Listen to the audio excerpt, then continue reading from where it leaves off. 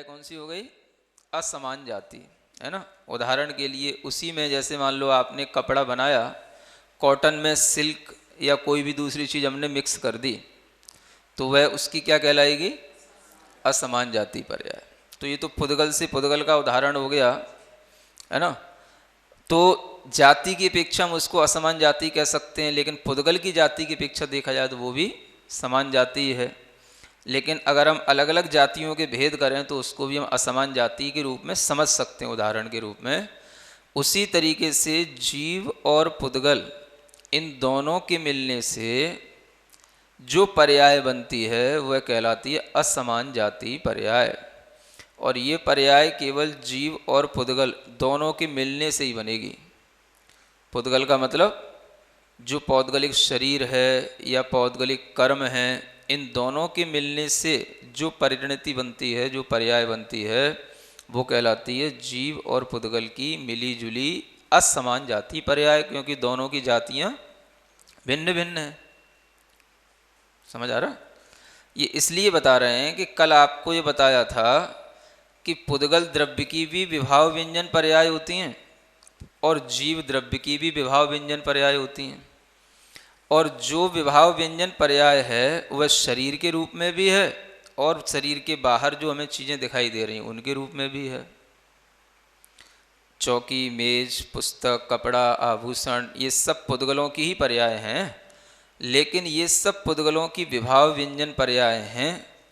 तो ये जीव से पृथक भूत पर्याय हैं, जो हमसे अलग दिखाई दे रही हैं, अलग चीज़ें हैं ये सब, लेकिन हैं सब किसकी पर्याय? पुद्गल की हैं। और फिर ये भी बताया था कि जो शरीर हमारा बना है वो भी पुद्गलों के अणुओं से बना है, वो भी पुद्गल की पर्याय है। समझ आ रहा है? और हम उसको ये भी कह रहे हैं कि ये जीव की भी पर्याय है। मनुष्य पर्याय, तो हमने क्या कहा? जीव की ये विभाव द्रव्य व्यंजन पर्याय है। तो जीव की भी पर्याय कह रहे हैं, और मनुष्य जो बना वो शरीर रूप में है, तो शरीर अनेक अणुओं से बना, तो वह शरीर जो है पुद्गल की पर्याय हो गया। तो हम इसमें अंतर कैसे डालें कि शरीर जीव की कैसी पर्याय है और जो शरीर से बाहर हैं वो चीज़ें वो पुद्गल की कैसी पर्याय है? तो समान जाति पर्याय जितनी भी होंगी वो पुद्गल में बनेंगी, है ना। और जो हमारे लिए जीव और पुद्गल के साथ मिलकर के बन रही हैं वो कहलाएंगी असमान जाति पर्याय। तो जीव और शरीर ये दोनों मिले हुए हैं।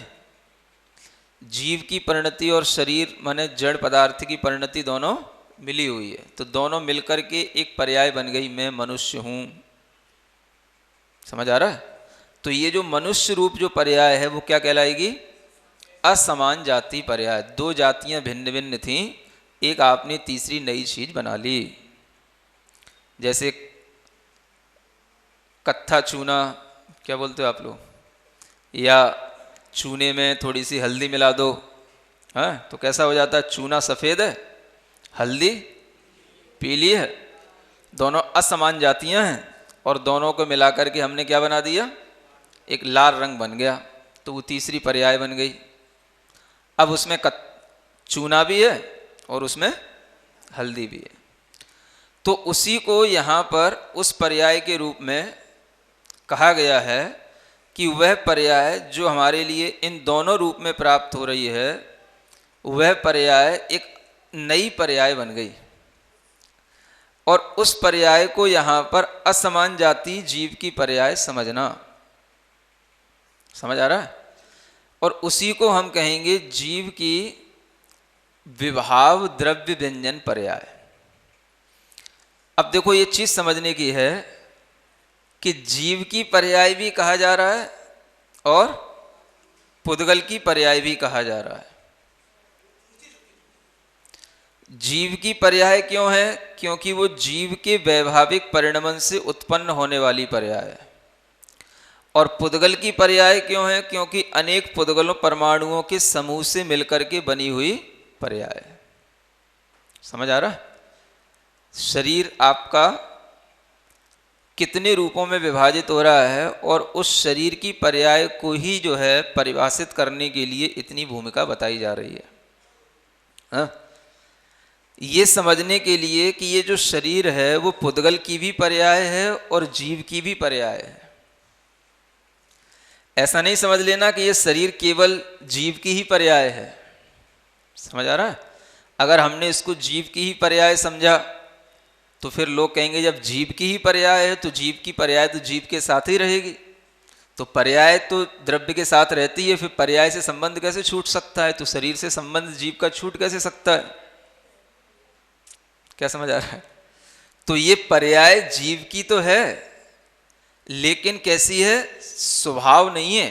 कैसी पर्याय है? विभाव रूप पर्याय। तो जीव की ये विभाव पर्याय के रूप में भी है शरीर, और शरीर को भी हम अनेक पुद्गल परमाणुओं से मिले हुए जो स्कंध के रूप में हम कहेंगे, तो ये शरीर भी क्या है? पुद्गल की पर्याय है। जब केवल हम शरीर को देखेंगे तो शरीर पुद्गल की भी पर्याय है, क्योंकि पुद्गल के ही अणुओं से, स्कंदों से मिलकर के ही तो शरीर बना है। क्या समझ आ रहा है? शरीर में जो चीजें हैं, जितना भी अस्थि पंजर और उनमें बहने वाला वह रक्त द्रव्य और उसको बनाए रखने वाले वह अस्थियां, चर्म, उसको सजाने वाली चीजें, ये सब क्या हैं? ये सब पुद्गल के परमाणुओं से बने हुए स्कंदों के रूप में परिणमित हुई, ये सब पुद्गल की ही पर्याय हैं। लेकिन ये पुद्गल की पर्याय वैसी नहीं है जैसी ये कपड़ा रखा है। क्या समझ आ रहा है? एक तो ये पुद्गल की पर्याय जो कपड़ा है, माइक है, कागज है, समझ आ रहा है? जो अपने भोग उपभोग की वस्तुएं हैं वे भी सब पुद्गल की पर्याय हैं, और ये भी एक पुद्गल की पर्याय है। तो इस पर्याय में और उस पर्याय में जो अंतर है, उस अंतर को समझना है ना? वो पर्याय तो कैसी है? वो एक समान जाति पर्याय है, उसमें केवल पुद्गल ही है। जैसे लकड़ी है तो लकड़ी में लकड़ी ही, लकड़ी के माध्यम से बनी हुई लकड़ी की ही पर्याय है वो, है ना? लकड़ी ही लकड़ी है उसमें, मतलब जितने भी पुद्गल हैं वो लकड़ी के ही रूप में है। कपड़ा है तो कपड़े के ही रूप में, उस केवल उसमें पुद्गल की ही पर्याय है। उसको क्या बोलेंगे? समान जाति पर्याय। और ये जो पर्याय है वो जीव के साथ मिली हुई है। शरीर जो पर्याय है वो किसके साथ मिली हुई है? जीव के साथ मिली हुई है। इसलिए ये जीव द्रव्य की ये और पुद्गल द्रव्य की मिली हुई असमान जाति पर्याय है। समझ आ रहा है? ये कौन सी पर्याय हो गई? असमान जाति पर्याय। क्योंकि दो जातियां मिल गई, दो अलग अलग, इसमें अलग अलग जाति के लोग मिल गए। अब जाति का मतलब समझ में आ गया? हाँ, पुद्गल का और जीव द्रव्य का ये जो मेल हुआ, दो चीजों के मेल से यह एक पर्याय जो बनती है, वही पर्याय नर, नारक आदि पर्यायों के रूप में कही जाती है। तो उस पर्याय को ये समझना कि ये पर्याय तो जीव से मिली हुई पर्याय है, और ये पर्याय जो है जीव से पृथक पर्याय है। कौन सी? जो यहाँ बताई जा रही है, कपड़ा है ना, जो भी बाहर दिखने वाली चीजें, पुस्तक आदि, ये सब क्या है? जीव से पृथक। ये केवल पुद्गल की पर्याय है। आप शर्ट पहने हो, जीव की पर्याय है, पुद्गल की पर्याय है? पुद्गल की पर्याय। लेकिन शर्ट जिसके ऊपर पहने हो वो जीव और पुद्गल दोनों की मिली जुली पर्याय है। ये समझने की चीज है। हम उसको कभी नयों की विवक्षा में जीव की भी पर्याय कह सकते हैं, कभी हम उसको पुद्गल की भी कह सकते हैं। समझ आ रहा? इसीलिए लोग कई बार इस बात से कंफ्यूज हो जाते हैं कि जब हम जीव और शरीर दोनों के साथ में रह रहे हैं तो हम शरीर के लिए कुछ कर रहे हैं, तो वो जीव के लिए कर रहे हैं कि शरीर के लिए कर रहे हैं? नहीं समझ आ रहा है? जैसे आपसे पूछा गया कि आपने भोजन किया, आपने पानी पिया, आप जो कुछ भी अपने शरीर के लिए देते हैं, तो उससे शरीर में वृद्धि होती है, शरीर को प्राप्त होता है, शरीर के लिए ही मिलता है कि जीव के लिए भी मिलता है? क्या समझ आ रहा है? समझ आ रहा है कि नहीं आ रहा है? इसको इस भाषा में समझो। जैसे कहा, किसी ने पूछा भोजन कौन करता है? चलो एक प्रश्न क्रिएट किया भोजन कौन करता है? समझ आ रहा है? शास्त्रों में भी आपको लिखा हुआ है, प्रश्न मिलेगा, भोजन कौन करता है? शरीर करता है कि जीवात्मा करता है? समझ आ रहा है? अगर हमने कहा शरीर है, शरीर में ही भोजन डाल रहे हैं, सब शरीर में ही भोजन जा रहा है, शरीर ही भोजन कर रहा है, समझ आ रहा है? तो शरीर जब जीव के बिना हो जाता है ना, उस समय शरीर को भोजन करा के दिखा दो। हाँ, कुछ लोग जो केवल इस पुद्गल की पर्याय को या इस शरीर को केवल पुद्गल की ही पर्याय मानते हैं, उनको समझाने के लिए प्रश्न खड़ा किया है ना, कि जो एकांत रूप से यही मान रहे हैं कि ये केवल क्या है, ये पुद्गल की पर्याय है, ये जड़ ही है। अब देखो यहां पर भी अनेकांत कैसे घटित होता है। एकांत दृष्टि आई तो हमने क्या माना, ये पुद्गल शरीर अपने से भिन्न है या अपने से भिन्न पर्याय है या ये पुद्गल की ही पर्याय है। तो ऐसा एकांत मानने पर हमारे अंदर क्या विचार आने लग जाता है कि हम जो भोजन कर रहे हैं, खा रहे हैं, खिला रहे हैं इस शरीर को, वह केवल शरीर के लिए है, हमारे लिए कुछ नहीं है। तो लोग क्या कहते हैं, जो जड़ पदार्थ है जिसको हम खा रहे हैं वो, और ये जो जड़ पदार्थ है शरीर वो, तो जड़ पदार्थ में चला गया, सो जड़ पदार्थ में ही क्रिया हो रही है, जड़ की क्रिया जड़ में हो रही है, चैतन्य तो शुद्ध है। क्या समझ आ रहा है? हाँ।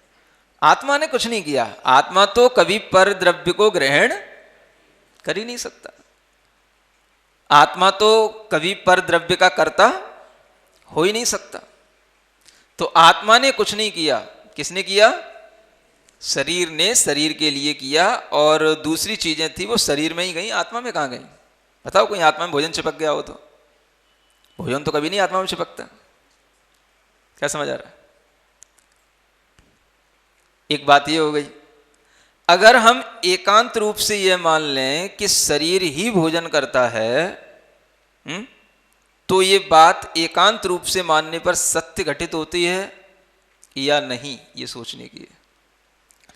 अगर एकांत रूप से भोजन शरीर करता है, तो उस शरीर के साथ में रहने वाला जीव उस भोजन से सुखी या अपने आप को प्रसन्न या अपने आप को शक्तिमान महसूस करता है कि नहीं करता है?